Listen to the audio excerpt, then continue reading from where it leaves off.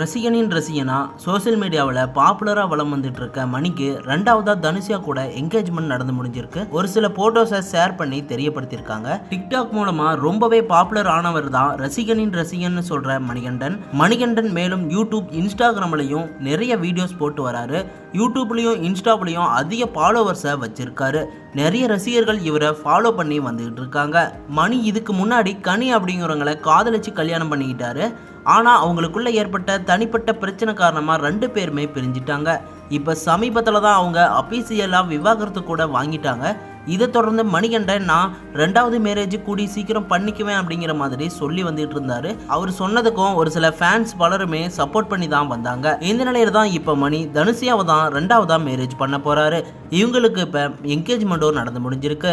சமீப காலமாகவே மணி தனுஷியா கூட தான் இன்ஸ்டாகிராமில் வீடியோ பண்ணி வந்துட்டு இருந்தாரு. அவங்களோட ரியாக்ஷன் ஆக்டிவிட்டீஸ் எல்லாம் பார்த்துட்டு ரசிகர்கள் நீங்கள் லவ் பண்ணிட்டு வரீங்களா, நீங்கள் மேரேஜ் பண்ணிக்க போறீங்களா அப்படின்னு கேள்விகளும் கேட்டு வந்தாங்க. ஆனால் அப்போ மணிகண்டன் ரசிகர்கள் கேட்ட கேள்விக்கு நாங்கள் 2 பேரும் ஃப்ரெண்ட்ஸாக தான் இருக்கோம், எங்களுக்குள்ள எந்த ஒரு ரிலேஷன்ஷிப்பும் இல்லை அப்படிங்கிற மாதிரி சொல்லி இருந்தாரு. ஆனால் இப்போ அவங்களுக்குள்ள இருந்த நல்ல ஃப்ரெண்ட்ஷிப் காதலாக மாறி இப்போ குடும்பத்தோட சம்மதத்தோட தான் என்கேஜ்மெண்ட்டும் நடந்து முடிஞ்சிருக்கு. ஒரு சில ஃபோட்டோஸை ஷேர் பண்ணி தெரியப்படுத்தியிருக்காங்க.